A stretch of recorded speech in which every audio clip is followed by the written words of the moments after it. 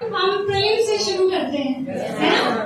तो देखो मैं कुछ मतलब आपको कुछ ऐसे पॉइंट्स बताऊंगी जो आपको मतलब की फैक्टर्स हैं कि ये चीजें हमें माइंड में रखनी है मतलब प्रिपरेशन के टाइम। हमें ऐसा प्लान करना है कि पहली बार में निकालना है ना? तो रिजल्ट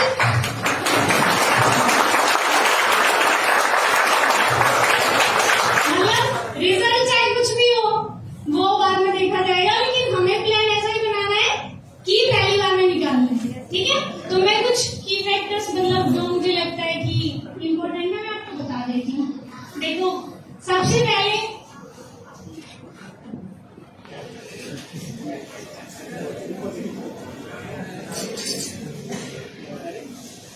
देखिए सबसे पहले सिलेबस पढ़ा होगा आप सबने।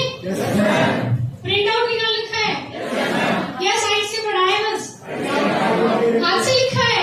हाँ ठीक है। तो सबसे पहले क्या करना है? सिलेबस। मैंने सिलेबस वेबसाइट से निकाल के और अपने हाथ से लिखा था।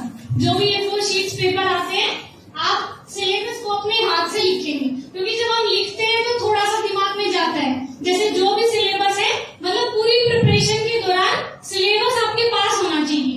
आप एज प्रीवियस ईयर क्वेश्चंस पढ़ रहे हैं, आप मेंस की आंसर राइटिंग कर रहे हैं, प्रीलिम्स के सोल्व कर रहे हैं, कुछ भी कर रहे हैं, या आप अपना रिवीजन कर रहे हैं या आप अपनी पढ़ाई कर रहे हैं, सिलेबस हमेशा आपके दिमाग में होना चाहिए। मतलब कुछ कुछ तो आपको याद होना चाहिए। जैसे GS3 का फर्स्ट संसाधन विकास अर्थव्यवस्था, ये सब मतलब आपको याद हो जाना चाहिए एकदम।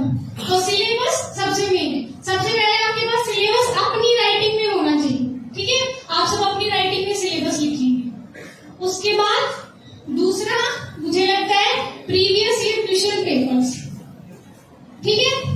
मतलब 2014 से लेके और अब तक 2014 से लेके अब तक जितने भी मतलब हमारे मेंस के क्वेश्चन पेपर्स हैं, मैंने क्या किया था? देखो GS4 का तो हम लिख नहीं सकते क्योंकि उसमें केस स्टडी है तो हम हाथ से नहीं लिख सकते, लेकिन GS1, 2, 3 मतलब मैक्सिमम आपको 2 से 3 घंटे लगेंगे कि आप उसको लिखेंगे अपने हाथ से। लेकिन जब आप लिखेंगे तो आपको एक पैटर्न पता चल जाएगा कि ऐसे ऐसे यूपीएससी क्वेश्चन पूछता है। पहले आपके पास सिलेबस है, उसके बाद आपके पास क्वेश्चन पेपर है, तो आपको पता चल जाएगा कि ये वाला सिलेबस है और इसमें से यूपीएससी ऐसे क्वेश्चन फ्रेम करता है, ठीक है? तो प्रीवियस क्वेश्चन आपके पास होने चाहिए और अपनी राइटिंग में, ठीक है? ज्यादा टाइम नहीं लगता है, 2 से 3 घंटे लग जाएंगे, ठीक है? लेकिन उससे आपके मतलब आपको एक आइडिया हो जाएगा मोटा मोटा कि मतलब ऐसे मतलब यूपीएससी ऐसे क्वेश्चंस पूछता है, ठीक है? उसके बाद तीसरे नंबर पे आएंगे हम सोर्सेस।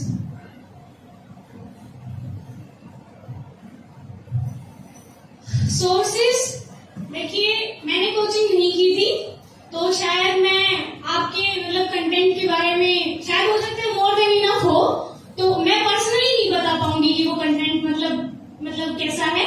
लेकिन मुझे ऐसा लगता है एक बार जो आपको कंटेंट मिल गया आप उस पर स्टिक रहिए। मतलब ज्यादा रिसोर्सेज कलेक्ट करने के चक्कर में मत पड़िए। वो ही ध्यान रखना है, एक साल में करना है ना, तो ज्यादा रिसोर्सेज पढ़ेंगे तो मुझे लगता है कि थोड़ा सा वो बिखर जाता है। फिर अपने रिसोर्सेज जितने ज्यादा हो सके कम रखिए, मतलब जितना आप कम रख सकते हैं उतना कम रखिए, क्योंकि ज्ञान मतलब ज्ञान ऐसे नहीं है कि मेरे से ज्यादा बहुत ज्यादा ज्ञानी लोग हैं यहाँ, लेकिन नहीं हो पाता है। बस हमें क्या करना है कि जो यूपीएससी की डिमांड है उसके हिसाब से तैयारी करनी है, ठीक है? तो रिसोर्सेज ज्यादा कलेक्ट नहीं करने, थोड़े रिसोर्सेज रखने हैं, लेकिन मल्टीपल टाइम्स रिवीजन करना है। तो रिसोर्सेज आपके पास होंगे ही। मेरे रिसोर्सेज मैंने बता दिए हैं बहुत जगह, तो आप मतलब देख सकते हैं। लेकिन बस ऐसे नहीं कि ये भी ऐसा होता है कि हम देखते हैं कि सामने वाला ये पढ़ रहा है, हमने नहीं पढ़ा तो हाय क्या हो जाएगा, ठीक है? ऐसे नहीं, ठीक है? जो हमारे पास है उसी पे स्टिक रहना है और मतलब मल्टीपल टाइम्स रिवीजन करना है, ठीक है? सोर्सेस आप देख लीजिएगा, मतलब ऑनलाइन भी और ऑफलाइन भी। ऑफलाइन तो आपके पास मिलता ही होगा, यहाँ से जो भी आपके पास रिसोर्सेज है।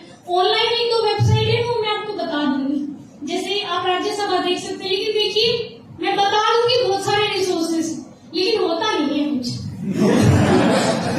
वो रिसोर्सेज मैंने भी खूब सुने टॉपर से, लेकिन राज्यसभा देखा नहीं मैंने कभी ठीक है? लेकिन बस ये है कि हाँ कभी कभी जैसे लगे कि थोड़ा सा फ्री टाइम है और कुछ पढ़ने का मन नहीं कर रहा है तो आप ऑनलाइन ऐसे कोई डिबेट सुन सकते हैं, जैसे टॉपिक्स जो चल रहे हैं उस पे, तो उसके लिए मुझे लगता है आकाशवाणी पे जो आता है मतलब वो थोड़ा सा सुन लेंगे तो मुझे लगता है बेनिफिशियल, ठीक है। क्योंकि मैंने जो नहीं किया मुझे लगता है कि मुझे करना चाहिए था, वो भी मैं आपको बताऊंगी, तो आप वो भी कर लेना, ठीक है। तो सोर्सेस हो गए और उसके बाद आते हैं हम रिवीजन पे। देखिए सबका पढ़ने का पैटर्न अलग होता है। I am just saying mind, मतलब मैंने क्या किया, ठीक है। मैं क्या करती थी, जैसे मेरा शेड्यूल क्या होता था कि मैं एक टॉपिक उठाती थी, मतलब एक सिलेबस का, जैसे GS1 है तो अगर मैंने GS1 उठाया तो मैं पहले हिस्ट्री कंप्लीट करूंगी। कई बार मतलब टॉपर्स ऐसे नहीं करते, कोई 2 सब्जेक्ट उठा लेते हैं, मतलब आप पॉलिटी के साथ हिस्ट्री कर रहे हैं, ज्योग्राफी कर रहे हैं, वो आपकी क्लासेस चलती होंगी तो आप उस हिसाब से एडजस्ट करेंगे। लेकिन मैं ऐसे ही करती थी कि एक सब्जेक्ट पढ़ती थी, ठीक है, और एक सब्जेक्ट के साथ हमारा करंट अफेयर्स भी चल रहा है, न्यूज़पेपर भी चल रहा है, फिर रिवीजन भी करना है। तो मुझे लगता है कि मैं एक सब्जेक्ट लेके चलती थी। जैसे मेरा हिस्ट्री शुरू हुआ तो जैसे NCERT शुरू की मैंने, उसके बाद जो स्टैंडर्ड बुक्स होती है वो शुरू की, उसके बाद दोबारा से रिवीजन किया।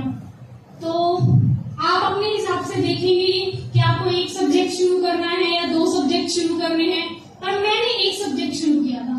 मतलब बीच में अगर कुछ मुझे समझ में नहीं आता था तो मैं छोड़ देती थी कि ये बाद में कर लेंगे, मतलब अभी अगर नहीं आ रहा है, मतलब जब मैं देख लेती थी ऑनलाइन सारा कि नहीं कुछ नहीं समझ में आ रहा है, उसके बाद मैं दूसरा स्टार्ट करती थी। तो आपके पास तो टीचर्स हैं, आप तो मतलब आपस में दोस्त भी सारे UPSC वाले हैं, तो मतलब फ्रेंड से भी हो सकता है, टीचर से भी हो सकता है आपका मतलब जो भी डाउट हो, ठीक है।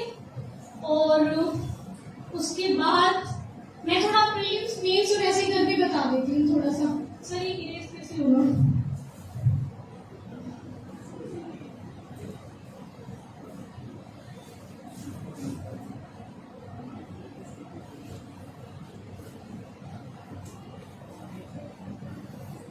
देखिए प्रीलिम्स में पता है 2 पेपर, पहला GS वाला, दूसरा ठीक है। अभी प्रीलिम्स आप सब देंगे ना इस बार 24 में, नो 24 कोई देगा, कोई नहीं देगा, देखिए ठीक है। पहला पेपर GS वाला, ठीक है, और दूसरा पेपर CSET। देखिए मैं इतना कहूंगी कि अभी प्रीलिम्स थोड़ा टफ होता जा रहा है, तो प्रीलिम्स को मतलब हम लाइटली ना लें, और हिंदी मीडियम में तो वैसे ही प्रीलिम्स में थोड़ा सा होता है डिफिकल्ट, है ना। तो प्रीलिम्स को आप एकदम छोड़े ना, पूरा फोकस रखें। मेंस पे तो रखना ही है क्योंकि रैंक कोई बनाएगा, लेकिन प्रीलिम्स को हल्के में नहीं लेना, ठीक है। तो सबसे पहले मैं CSET बता देती हूँ। देखिए CSEट क्योंकि मेरा साइंस बैकग्राउंड था, मेरा मैथ्स ठीक था, मेरी इंग्लिश ठीक थी, तो शायद मैं उतना कंफर्टेबल नहीं हूँ CSET के लिए, लेकिन आपकी क्लासेस चलती होंगी तो CSET आप देख लीजिएगा। मतलब CSET में वैसे भी क्वालिफाइंग की है, लेकिन वैसे कोई हल्के में नहीं लेना है ना। बच्चों को मैंने देखा है कई बच्चे मतलब मेरे साथ भी थे जिनका GS में 120 स्कोर हो रहा था और CSET नहीं हुआ। तो ऐसा नहीं करना है कि CSET को एकदम लाइटली लेना है, ले लेना है। CSET भी पढ़ना है, लेकिन पता है ना कोई मतलब इसी से बनता है, लिस्ट इसी से बनेगी, तो इस पे फोकस रखना है, लेकिन इसको भी साथ साथ लेके चलना है। तो CSET के लिए थोड़ा सा मैं नहीं बता पाऊंगी, लेकिन बस यही है कि मैं ऐसे करती थी CSET में कि मैक्सिमम मैथ्स वाले क्वेश्चन सोल्व करती थी। मैंने तो अपने नंबर नहीं देखे, लेकिन बच्चों ने देख लिए कि दिव्या मैम 1-2 नंबर से ही हुई है, 3 नंबर से ही हुई है, तो मतलब होना ही है, बस क्वालिफाई करना है, उसमें टॉप थोड़ी करना है। तो बस मैंने ऐसे किया था, मैक्सिमम मैंने मैथ्स वाले क्वेश्चन अटेम्प्ट किए थे, ताकि मतलब मेरे एकदम आंसर निकल गए थे, तो मुझे पता था ये ठीक ही है। तो मैं अटेम्प्ट भी ऐसे ही करके आई थी, एकदम मतलब ऐसे करके कि हाँ बस पास होना है, क्वालिफाई करना है, और कोई। तो CSET का आप देख लीजिएगा, मैं GS का बता देती हूँ थोड़ा सा। देखिए 100 क्वेश्चन आते हैं, ठीक है। मैक्सिमम अगर आप अच्छे से पूरी ईमानदारी से पढ़ते हैं तो मैक्सिमम 40 क्वेश्चन ऐसे मिलेंगे जो आपको लगेगा कि हाँ आते हैं, थोड़ा बहुत कुछ कर लेंगे, है ना, शायद आते हैं। लेकिन 60 क्वेश्चन ऐसे होंगे जो आपको मतलब वहां